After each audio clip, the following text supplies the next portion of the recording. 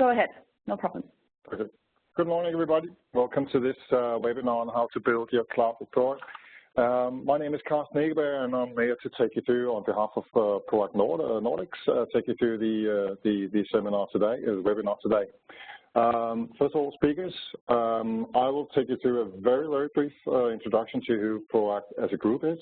Paul Bates would run a larger part of the actual presentation. Paul's background is he's responsible for our cloud offerings on a group level. And last but not least, Mads Albertson will support us in any questions that will occur, and we will take those questions at the end of the session. Before we go off, I encourage everybody to use the chat function or the raise your hand function, and we will pick everything up and try to get your questions answered at the end of the presentation. So, quite briefly on myself, I'm running Denmark for Proact. I've been here for 7.5 years.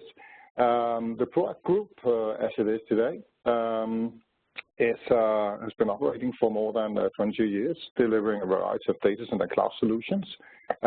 We are located now in 15 countries, mainly in Europe, but recently just added the US to our territory.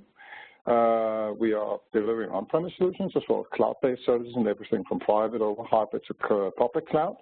And thereby utilizing a combination of our customers' data center, our own data centers, as well as the public data centers.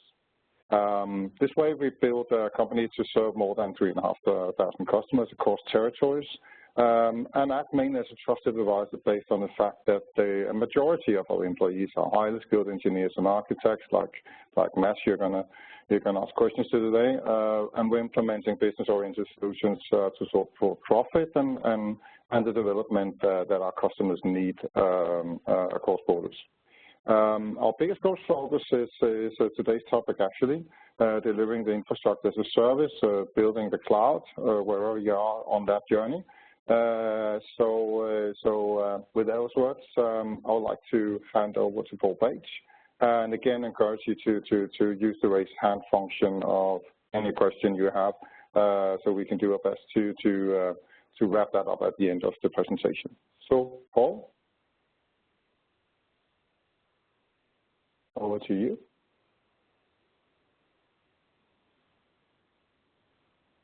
Introduction and how we can help and guide our clients to actually realize the benefits of cloud. So, to start, what we're actually seeing, there is, I would say there's a very well-established definition for infrastructure as a service or as a service model. However, we are seeing a lot of confusion in the market. If I ask 10 people what infrastructure as a service means to them, I'll probably get several different answers. So, I mean, a few questions just really to set the scene. So, I mean, for us, is infrastructure as a service a private platform delivered out of your own data center or out of a co-location data center? Does it sit in a public cloud such as Azure or AWS or VMware? Do you host with what I would class a traditional service provider who offers you a more local, high-quality service? Or is it a combination of all three of those, where you may have web applications with one provider, but on-premise, disaster recovery as a service from another provider? We then need to think about the management model as well. So who manages the assets and where are the touch points? Do you out-task certain items? Do you provide management up to the hypervisor? Does a third party provide management up to the hypervisor or the operating system, or actually manage the application itself? And what does the financial model look like? Some items CapEx? Do you have some items on lease? Or do you have some items that are delivered truly as a service using cloud or utility-based economic models, such as a cost per server, a cost per VM? We're actually now starting to see a new term being used quite frequently, which is IT as a service, which basically encapsulates all of this. So it is infrastructure as a service, but we'd also term it as IT as a service. So, why are our clients considering this fundamental change in the way that they deliver IT services? So there's a number of business drivers that our clients' own organizations are putting them under pressure for. perception is key. That our clients' board members are actually seeing the cloud hype, the cloud marketing, and they're expecting IT not to deliver on the technology available, but to deliver on the marketing itself. Everybody's under a lot of pressure to reduce cost and reduce complexity.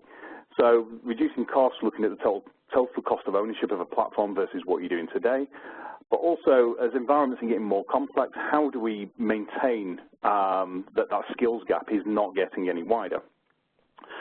A lot of our clients have also been pushed to look at reducing risk and risk management by looking at the cloud, and this is really key to a lot of our clients, where we're finding customers are looking to de-scope and share responsibility for certain components. So a great example, one of our clients stores credit card information, so they need to comply with the payment card industry, the PCI certification. So what they've done is de-scope PCI as much as possible and push that within a Proact data center. So we host their PCI, so it's Proact who bears most of the responsibility for audit. So we're seeing that shared risk model really being uptaken by a lot of our clients just to solve their business problems.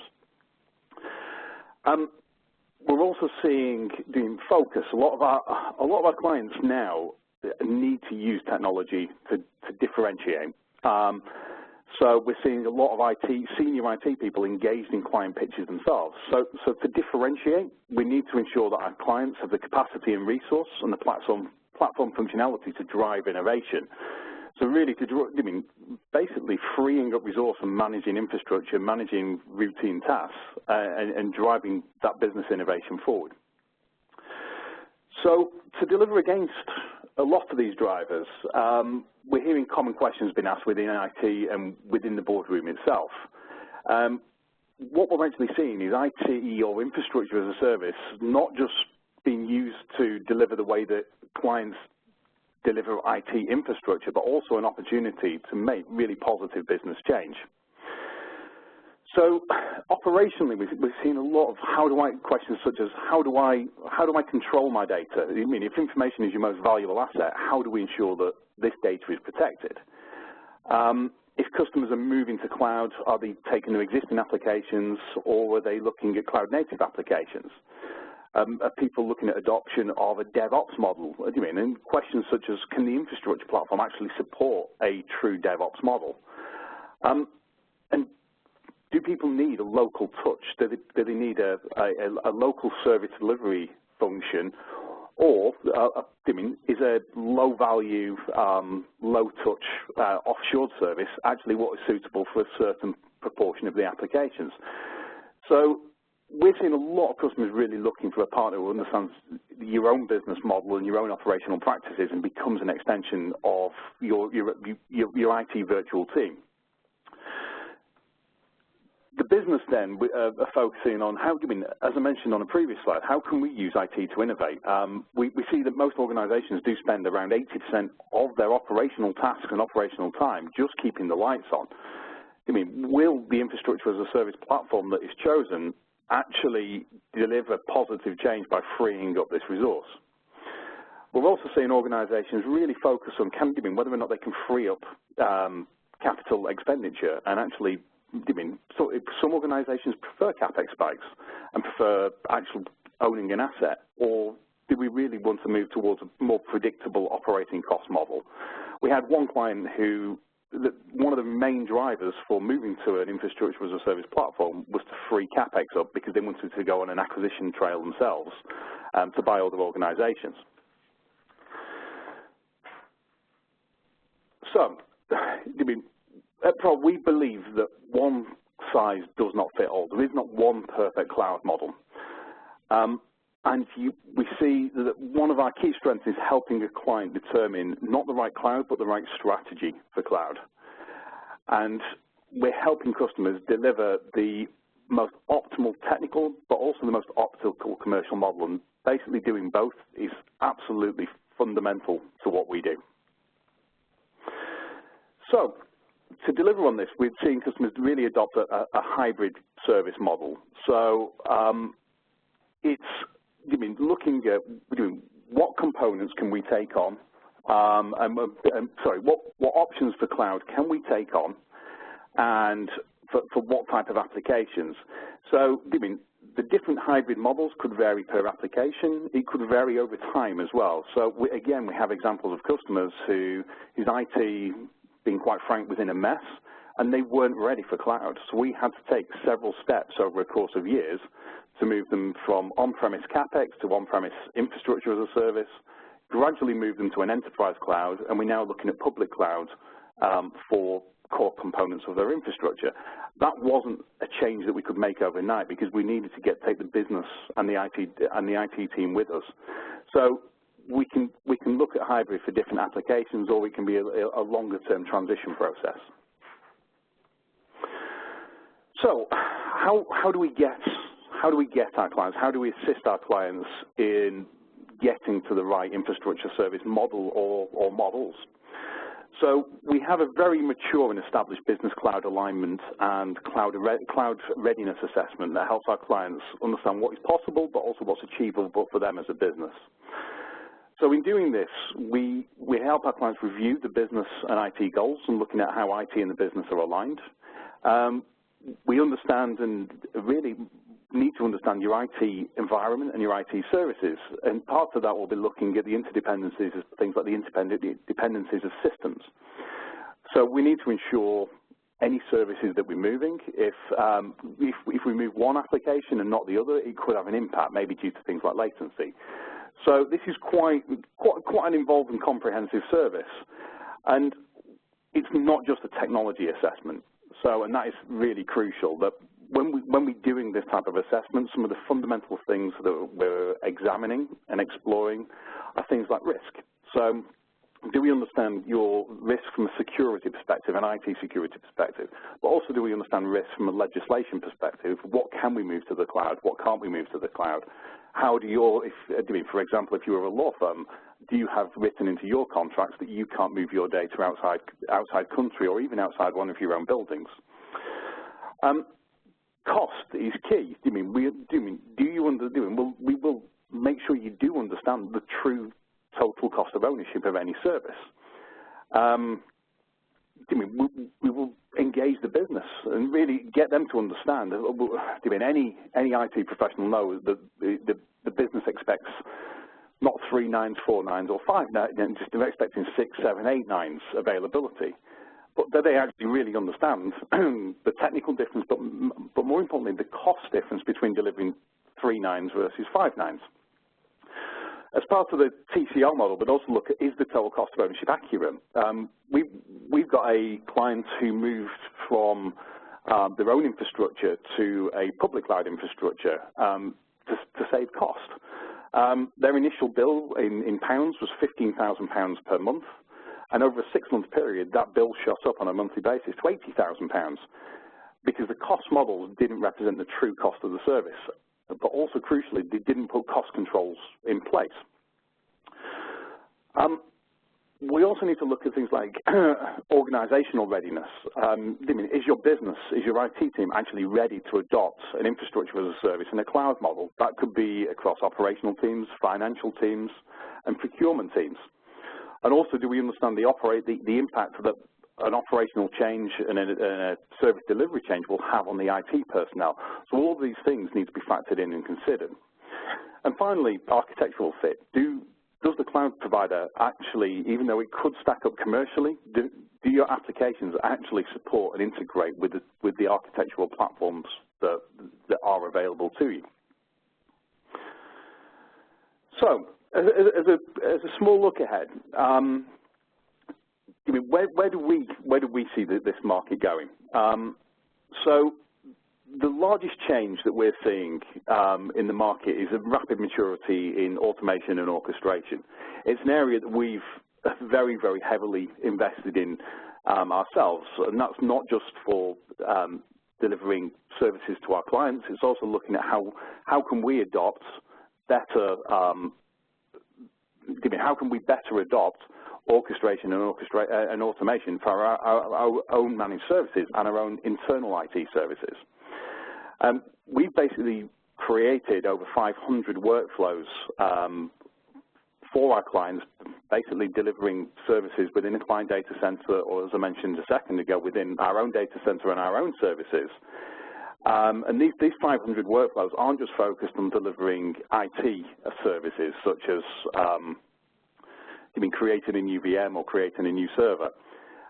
They can be used to deliver things like booking a new meeting room, a new starter creation, which will set up all the IT systems, but also automate with procurement systems to order things like new laptops, new desks, or provision other services. So automation and orchestration will dramatically change the way that IT services are being delivered, but also have a positive impact on business process as well. We're also seeing a big change in things like service arbitration as well, where we've helped clients build private instances of AWS. So this looks like AWS, but we've built a large AWS platform for our clients with over 100,000 VMs running. This platform is also federated with it for bursting into AWS. So we're investing an awful lot of time and resource into looking at arbitration and aggregation models that can deliver a single platform for multiple clouds, be that private in your building, into a private data center, into a third-party data center, into a public cloud, or even into a software as a service stack. And the key thing with these previous two slides is that we're delivering, and we have this capability today. The adoption of the technology in its own right is becoming more mature, and the business is seeing the value in the adoption. This is quite new, and this is stuff that is available. I'm also seeing the next step slowly coming over the horizon, which is being able to deliver the right cloud for the right application based on business rules. And that will be fluid and flexible, where a service or a server or a service may automatically move from one platform to another platform based on cost models or risk models. And those will, as I mentioned, those will be business decisions rather than IT decisions. But it's making sure that the IT and infrastructure as a service platform underneath can support that change. I'm also seeing a big shift in the maturity of software-defined platforms. So that almost is getting back to talking about technology, but fundamentally, why do I view that as important? Software-defined platforms are going to be one of the key enablers in delivering flexible services, but just as importantly, flexible commercial models for our clients. So this is going to drive down that initial cost, initial outlay of infrastructure as a service, and allow much more flexible pricing models for products and for our clients.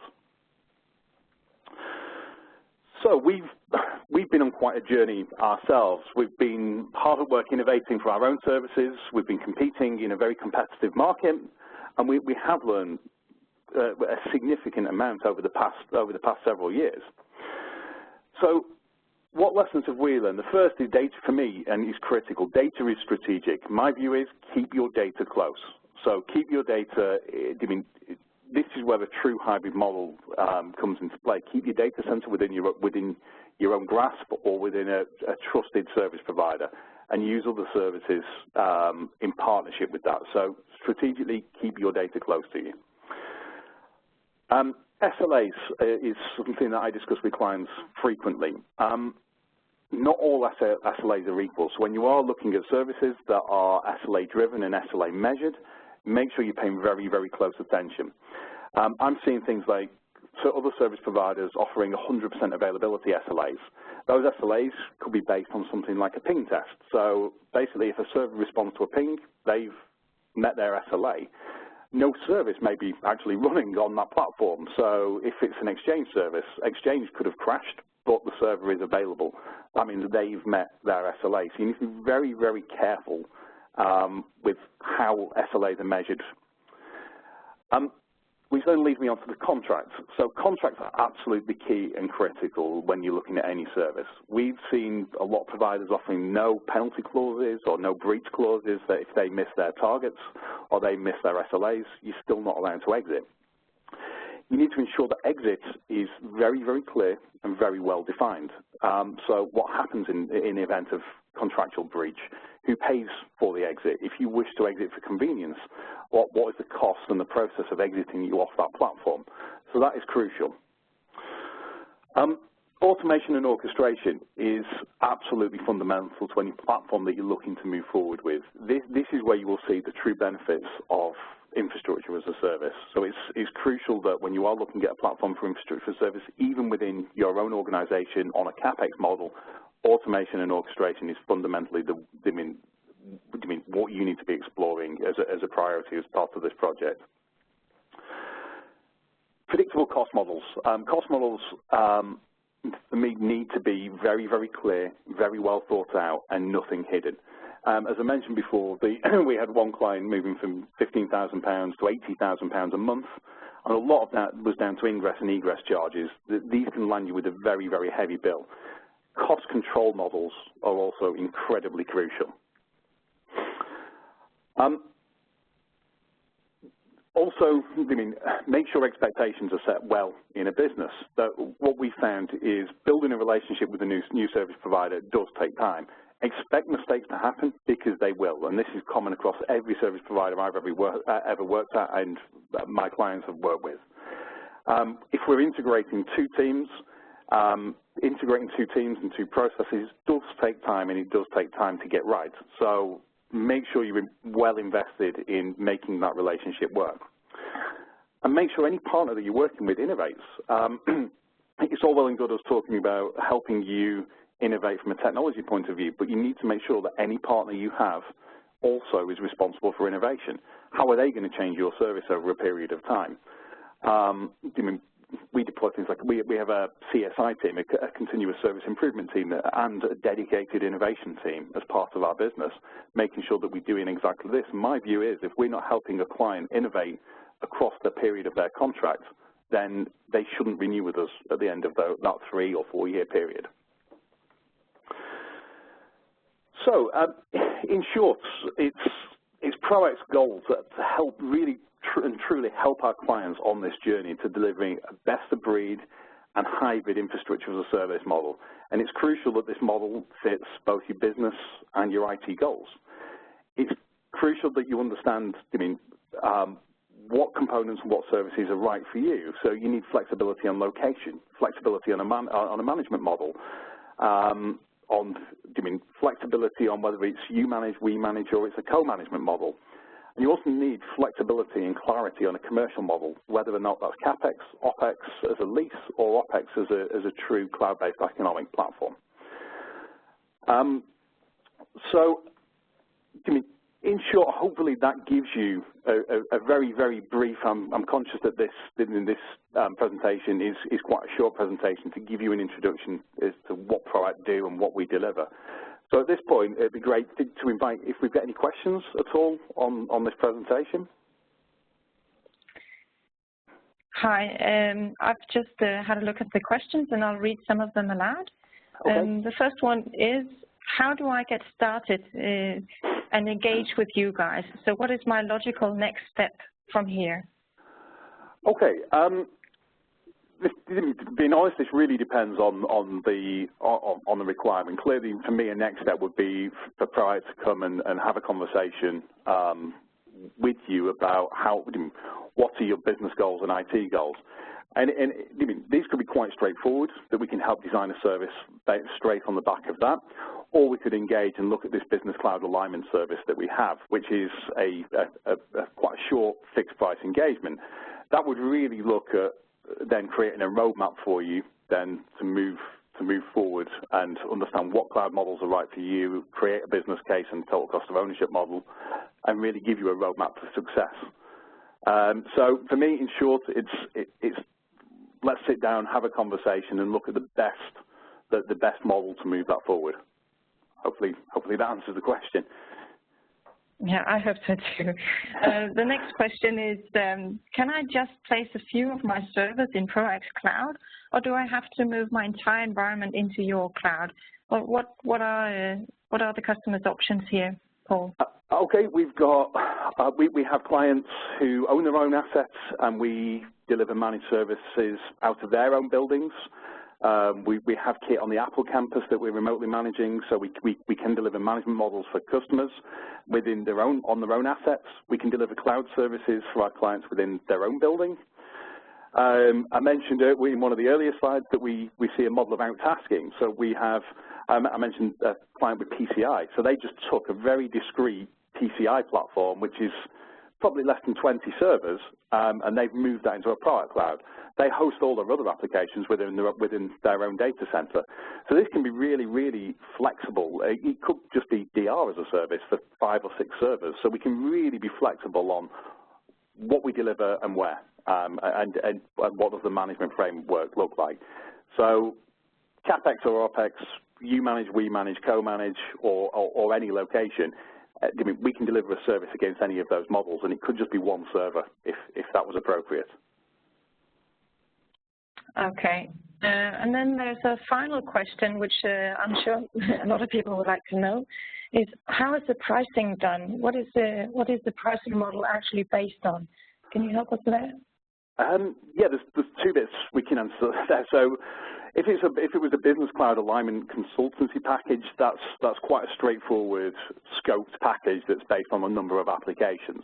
So that's a very low cost model. From a cloud model, so I'm not sure which bit to answer, whether it's around the business cloud alignment or the infrastructure as a service. Infrastructure as a service really varies depending on the model that's employed. So if it was within a private data center, we make sure everything is very, very predictable. Our pricing model is based on things like VRAM, number of servers, and storage, and there's no hidden costs. Clearly, there's different cloud models if we're looking at a true hybrid where we're bursting in and out of things like Azure because we're more dictated to by the public cloud providers there. But from our model, very, very simple, very predictable. If we don't do that, then I mean, it's fundamental to our clients. If they want a predictable cost model, our costs need to be simple and predictable. So hopefully that, I mean, it's very difficult to give examples of pricing unless we knew the scope, but hopefully that gives you a view into the commercial model itself. Okay, but that at the moment that concludes the questions. So no further questions from our attendees. Thank you. Okay, thank you. Good, that turns it over to me.